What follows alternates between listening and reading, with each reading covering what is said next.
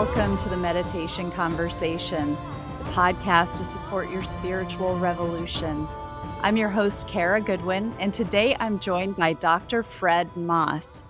Dr. Fred is a recovering retired psychiatrist with over 40 experience in mental health across various roles.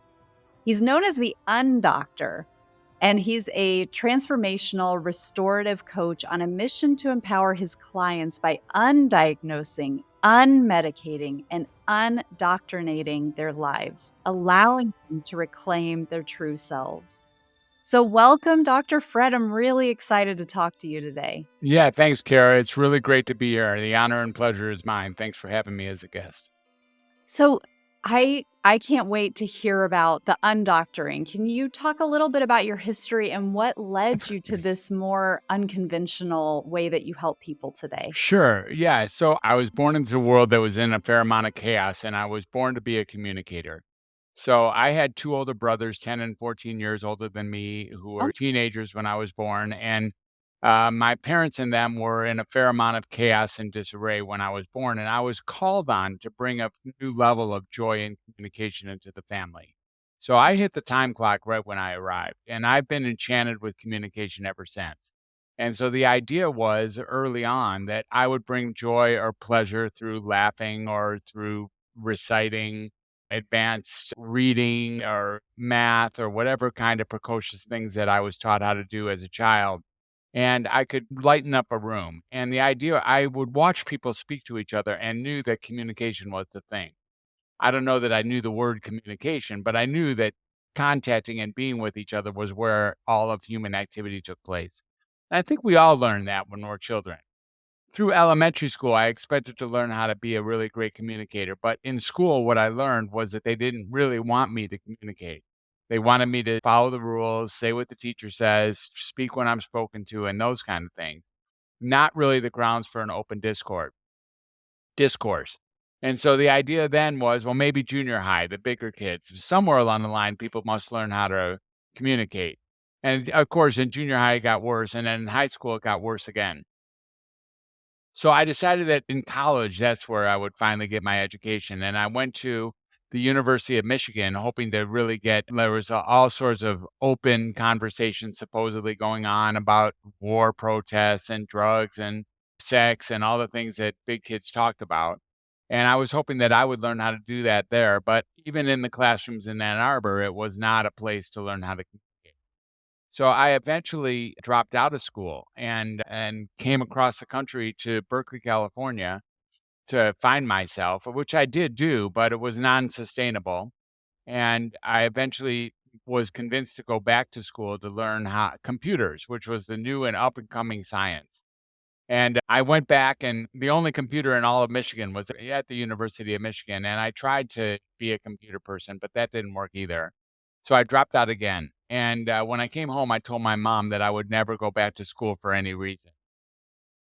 She said, "That's fine, but you have to get a job then." And she got me an application at a state mental health facility for adolescent boys and out there in Northwest Detroit. And I began to work, and here I was finally getting paid to communicate. The idea was that when I communicated with these kids, 7 years my junior, they would get better, but I would get better too in the healing process of communicating and connecting with another human. And I could see that's where the real healing took place. I knew that when I was a child, but I especially knew that when over there at Fairlawn Center. And eventually, the thing I hated most about that job was psychiatry. Psychiatry treated those kids more or less like commodities. We would call the psychiatrist when Timmy and Tony got in a fight or Jimmy was up too late. He would come down and interview the child for just a minute and then interview us and then write something in the chart. And then we'd have to go retrieve the child, hold them down, and fill them full of some injectable antipsychotic, anti-anxiety combination cocktail. Oh, And if he wow. was in a stupor for the next day and a half, we would call that a success. Now, I saw that you were kind of alarmed by that, but you should know that's still going on in nearly every hospital in the country every day. I mean, it's happened Wow. many times already this morning in the psychiatric hospital. Well, this was so barbaric and so unacceptable to me, and I really knew that communication was what was going to cure Timmy or Tony or Jimmy. I went into the field. My brother was already a psychiatrist. I went into the field in order to re-inject communication as the key feature for it was clear to me, and I think clear to most of us, that connection is what actually heals people. When I went into the field changed while I was in training, and Prozac was introduced in 1987. And Prozac altered the landscape of psychiatry forever and ever by creating something called biological psychiatry, or the notion of a chemical imbalance when we don't feel well. So we learned that if it was depression, maybe it was like serotonin, or if there was anxiety, there was maybe, something a benzodiazepine like a GABA receptor might take care of. And we began to medicate things during that time, and the medication revolution really took place from those years forward. So there I was, discharged from my residency and my internship. Because you did go back to school in the end. I did. I went back to Did your school. mom say, "I told you"? Exactly. I went back to school. I went back to school in order to inject communication in. That's the whole thing. Right. Yeah. And by the time I came out of school, I was now a prescriber. That was all that was left for me to do, even though I went in so that I would never have to prescribe or diagnose. But, those were the sunken costs. That's what I learned how to do.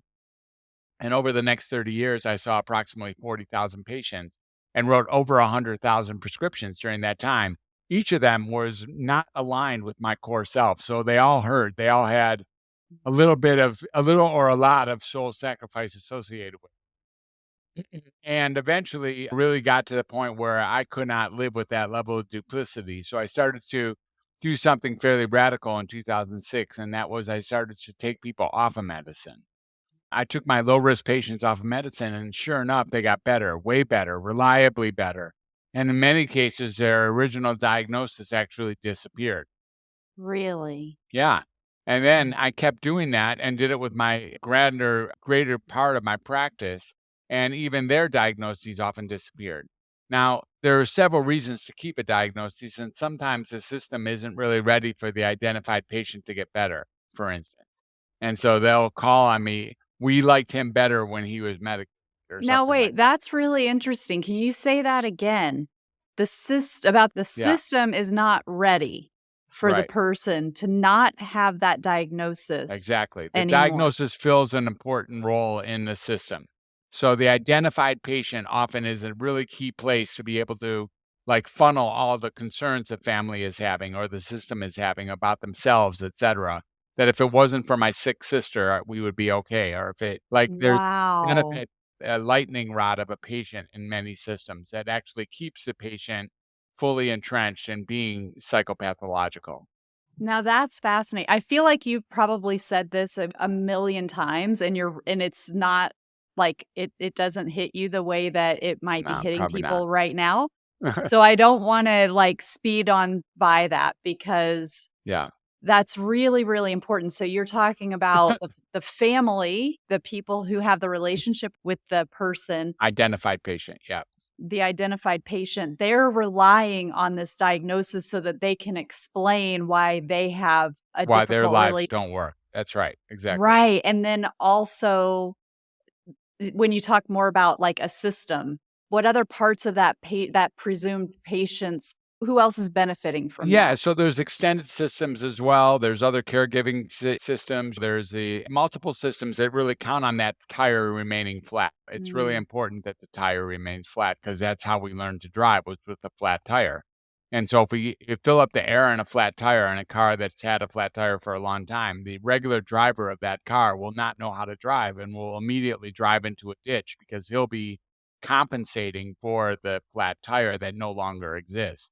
mm. So that's really common in the world of systems as well, in which there's an identified client, identified patient, usually a daughter or a son, but it can be a mom or dad who's got the psychiatric diagnosis and the psychiatric stigma, the psychiatric label, and is carrying the load for the whole family. And so there's a real, like when people finally started to get better, if I removed their medicine and they started speaking their real truth, that's the last thing that people really wanted to hear in many cases because they had been watching the whole time and they were actually saying a truth that had been subdued over the Suppressed? years. Yeah, and suppressed Yeah. over the years. Exactly.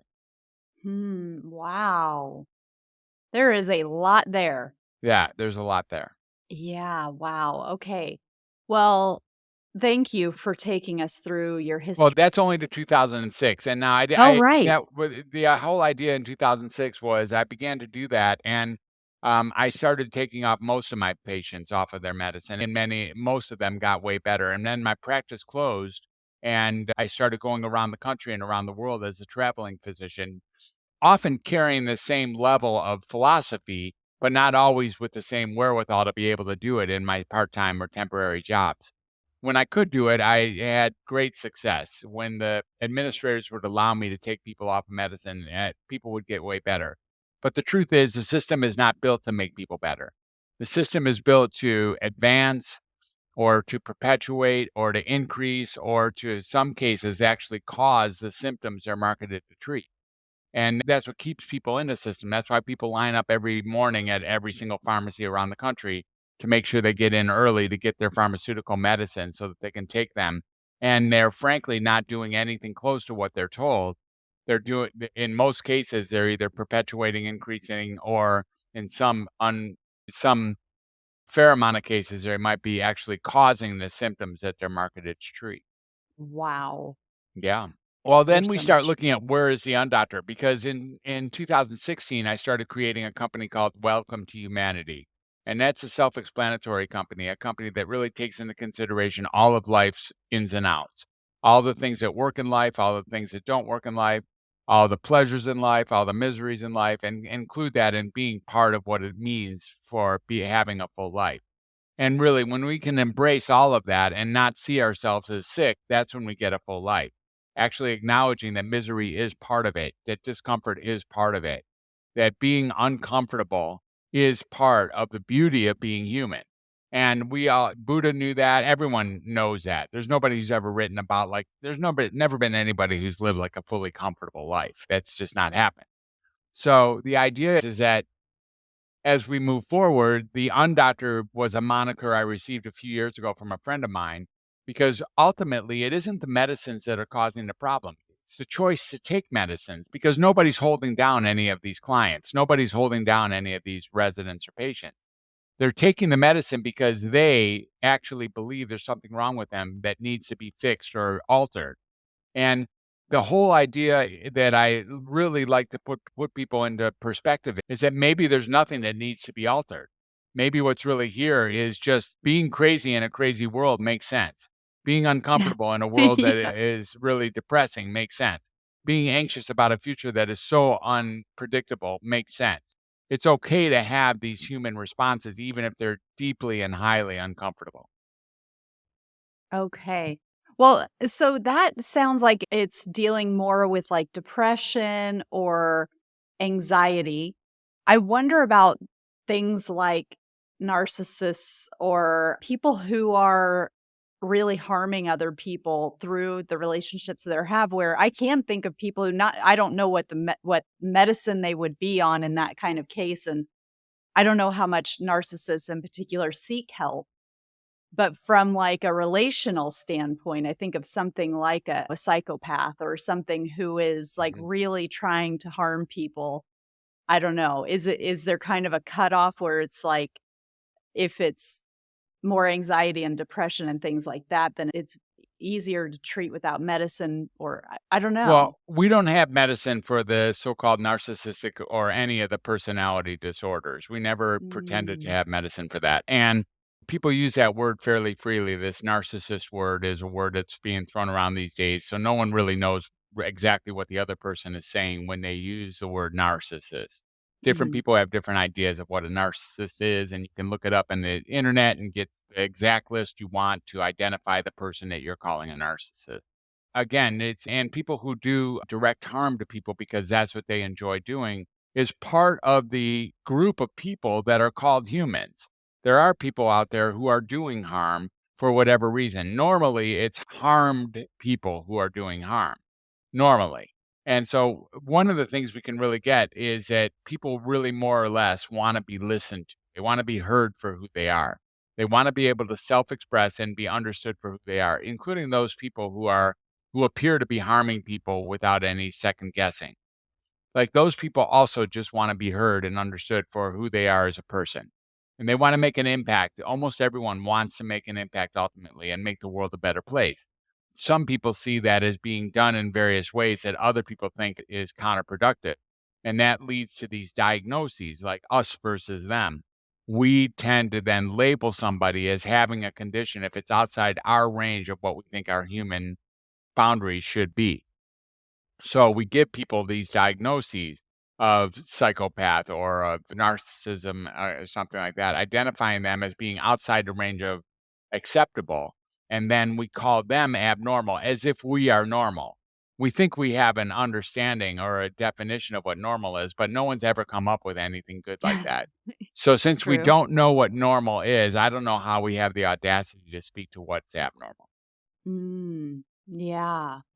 Yeah, I guess that's a good point. I just think of people I know in my world who are trying to adapt, like they've realized they've been manipulated for years, for example, by a parent, by a spouse or something. And they're trying to like reconcile, how did I let this happen for so long? And then they're noticing there are things like different degrees of narcissism or things like that, that has been kind of helping them to connect some dots as they realize that, oh, there's a pattern that certain people have that Yeah. is recognizable across different parts of the population, I Exactly, suppose. yeah. I mean, some people really pay and the notion of narcissism is really paying more attention to my wants than anyone else's wants, and my physical needs or my ego needs or whatever.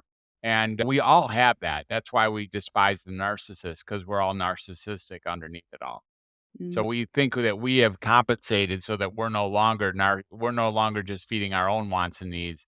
We're actually trying to be of service and being good for other people and being good people. And but the people we despise who are then eventually get labeled as narcissists is a function of who we are as well. And that's why we can relate so well to despising and rejecting that group of people. hmm.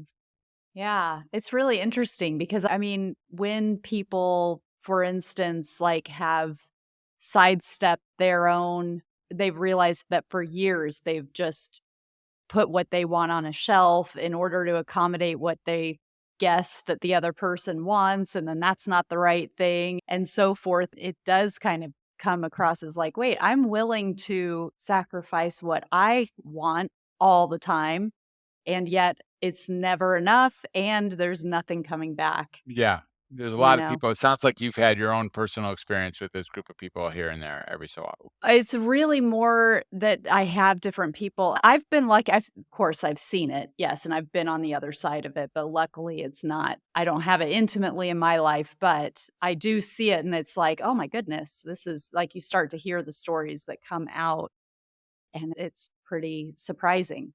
Yeah. Yeah. Well, the undoctrination as well is really interesting because it's like you were recognizing it even from a young age Yeah. of like, okay, this is what I feel like I should be learning from my human experience and going to school and learning this. And okay, I'm not finding it here. And even all the way up through college. And then eventually going, no, this is not giving me what I need. I'm trying to be put into a system that's trying to mold me into what it wants me to be. And that's not working. But then through your desire to help Timmy and Tommy and Jimmy and Yeah. so forth, it was like, "Okay, I guess I have to go through and be a product of the system." Exactly. And so what was the experience of, like, when you've become so entrenched in a Yeah. system, the extracting yourself, can you share a little bit about that? Had to have been really That's a hard. really good question, and some really great intersections get tweaked here as I recall them. But in 2006, when I began to take people off medicine and then tell my peers about it, they were like stunned. It's like the one thing that a doctor didn't have access to was taking people off of medicine, which really was stunning in its own right. The idea was that there's an implicit agreement with our clients that let's just try this medicine. And with that, the client agrees, assuming that if they don't work, we'll just remove them. But we don't Right. remove, we Yeah. only add, increase, or change in medicines. We don't remove them. If things get worse, we might add a different medicine or increase the dose or change to a different medicine. And I really saw that sometimes we might decrease the actual dose here and there, but never do we actually eliminate the medicines as a function of things getting worse because things got worse, and so we need to respond by giving some form of medicine. The whole philosophy there was so strange, and I wanted when I first figured it out that the medicines were actually advancing or increasing or changing or contributing to and perpetuating, if not causing the symptoms. I wanted to scream that from the mountaintops. I wanted to tell everybody, I'll tell all my friends, tell everybody. But being violent about it didn't make any good sense and didn't really land on the ears that needed to hear it. So over time, I've learned how to really quell it and be able to speak to it in a more natural way, like I'm doing here today. The idea is I have no animosity necessarily against the medicines or big pharma or anything like that. They're allowed to create what they want. It's like being angry at the rat poison to me.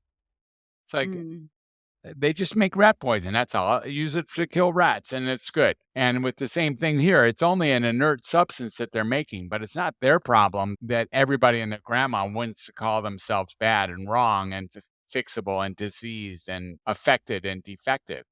So the idea really that I'd like to put forward is it's not about the medicines, it's about recognizing or being wanting or even needing to have a diagnosis to explain the things in our life that we would otherwise like to give up. It's like things in our lives where that aren't working that we no longer can need to we would rather not take responsibility for that. mm, So that's more or less what the purpose is of many people who take on a diagnosis, is they relinquish their responsibility for the parts of their life that aren't working very well. Now, for your listeners who are really happy with their diagnoses and are happy with their treatment and their medicines, this conversation isn't directly for them. If you have found something in your world that actually explains why you're doing what you're doing and you're happy with it and you have your label or you have your condition and you're getting a proper treatment and medicine or medicine and it's working for you, then please continue to do that because that's a small subset of humans who have found something that's working. If you found something that's working, more power to you. Keep doing it. This is for the hundreds of millions of people who aren't there.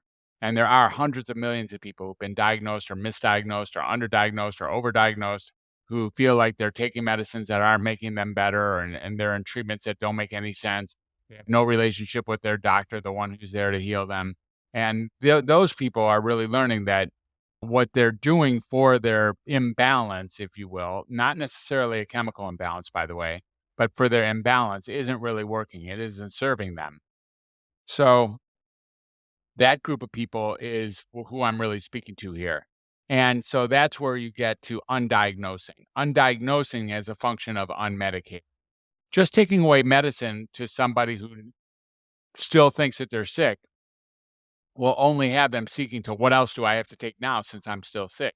So when you start, ooh, right? oh, Exactly. okay, that is really interesting. Okay, the penny just dropped. Yeah. Yes, okay, so it's the identification with that diagnosis. So even if you stop medicating them, then they're still gonna be trying to figure out, okay, is there a supplement? Is there an herb? Is there Right. a whatever? What else can I take? Yeah. But it's making peace with the uniqueness of who we are? Exactly. Exactly. Making peace with the uniqueness of who we are and really seeing that each and every one of us are splendid divine creatures of God, really. And I'm not speaking necessarily from a religious perspective. I'm Mhm, really just saying that we came here and we're experiencing life exactly as we are because that's who we are. And maybe there's nothing inherently wrong with us that needs fixing or changing. So that's what the idea of medicine, like therapy, talk therapy, that seemed to be that's like seems the way the protocol goes is that talk therapy is like surface oriented. And when that doesn't work, when psychologist or social worker or counselor finally gives up, then they punt it to the psychiatrist and we're supposed to go in there and do some sort of rip roaring like engine change or something with a whole new medicine set of base. tires. Yeah, a whole new Yeah. set, and that doesn't work either. It just simply doesn't work. It makes things worse, and it regularly makes things worse, and if we were really to look at that, we would see that going down that avenue, even though it seems like it's the last resort, is similar to, like, throwing your toaster out of an eight-story window to see when once you get tired of trying to fix it.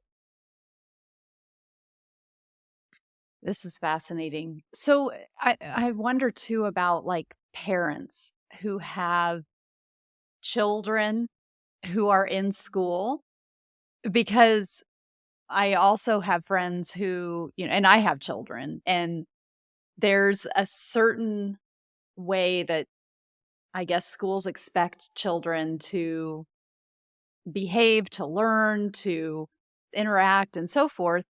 And I have a friend, for example, who they had their child on anti anxiety medication, and that was kind of based on what the school wanted. And they were open, they want the best for their child. And then they made the decision that, like, well, let's see what happens if we take them off.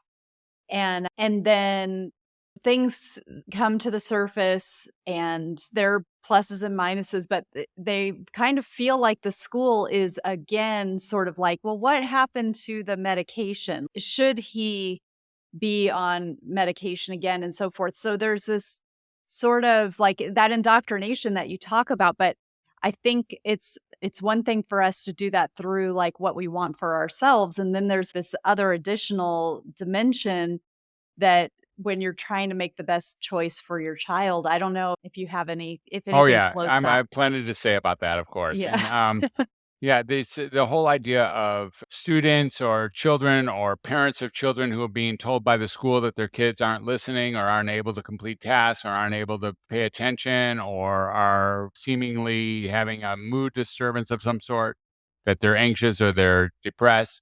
Oftentimes, it's the school also working to get, like, the school isn't necessarily, as we already discussed even back in my day, that the school isn't necessarily fostering open discourse with their children and taking advantage of their skill sets, etc., allowing them to explore, allowing them to learn, allowing them to ask all the questions they have, allowing that's not how it's going.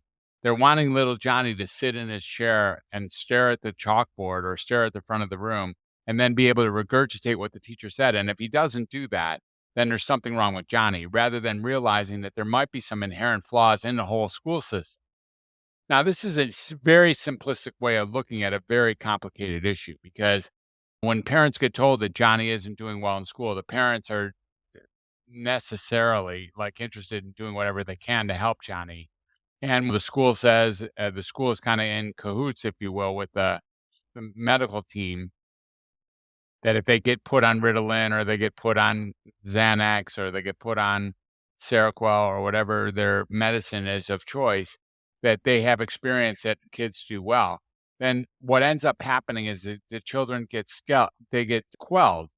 Their symptoms might disappear for the small points of being, but ultimately what's happening is that their symptoms are being pushed down and will come out in other areas in between doses or later at night, or sometimes if the symptoms are actually being advanced or perpetuated, or in some cases caused by the drugs that are marked to treat them, then we get all sorts of issues. So that the anxiety medicines cause an actual increase in panic attacks, or the ADHD medicines cause an actual increase in inattentiveness.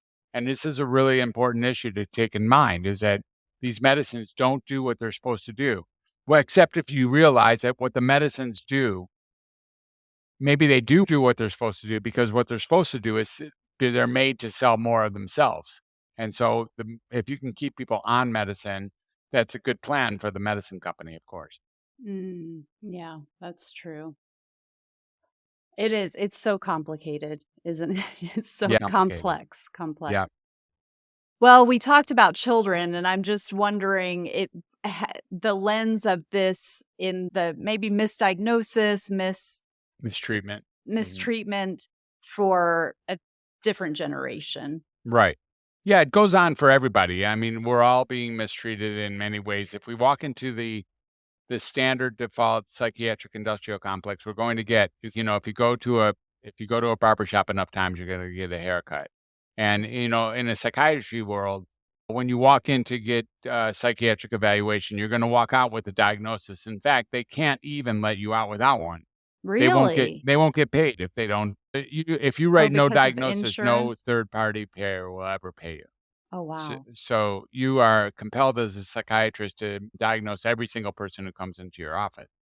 And yes, you will get a diagnosis, and that diagnosis will stay on your record forever, no matter what. Some are maybe more benign than others, but you will get a diagnosis. And the diagnosis is it's a label that then you get to see yourself as. You say, "That's not me, honey. That's my bipolar type 2 acting up."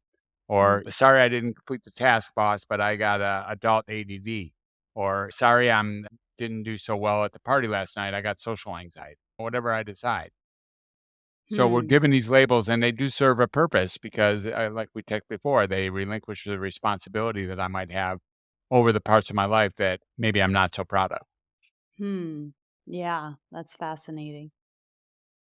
Well, when you talk about taking people off of medication, if there's anybody listening who's like stunned and on some medication and they're like, Yeah. I need to get off of this, is it something that there's a protocol for coming off, depending on how much they've been Yeah, taking and it's so forth? funny. People are way more worried about coming off than they were about going on. It's really interesting. Like, we're Really? asking you to put toxins in your body. You're like, "Yes, please, give them to me." And then we're asking you to stop putting toxins in your body. Like, "Hold on a minute. I don't know how long is it gonna take. Is it gonna be uncomfortable? Am I gonna go through That's a withdrawal?" great point. Yeah. Yeah. We're not even worried in a second about whether or not we're putting chemicals in our body that we do not do proper research. We just assume it's all done. And then I say, like, if I was to tell you, and not that this is true, but if I was to say that medicine of yours has rat poison in it, if I was to tell you that, and then I want you to wean it over the next 6 months, you'd be like, I'm not weaning shit. Yeah. If it's got rat poison in it, I'm stopping today. So the whole idea of weaning is also an industrial phenomenon. Hmm. The idea is that if they can really stretch out the weaning over a long period of time, you will have an incident along the way where you decide that didn't happen before you started weaning, and therefore you should hurry on back to your old dose.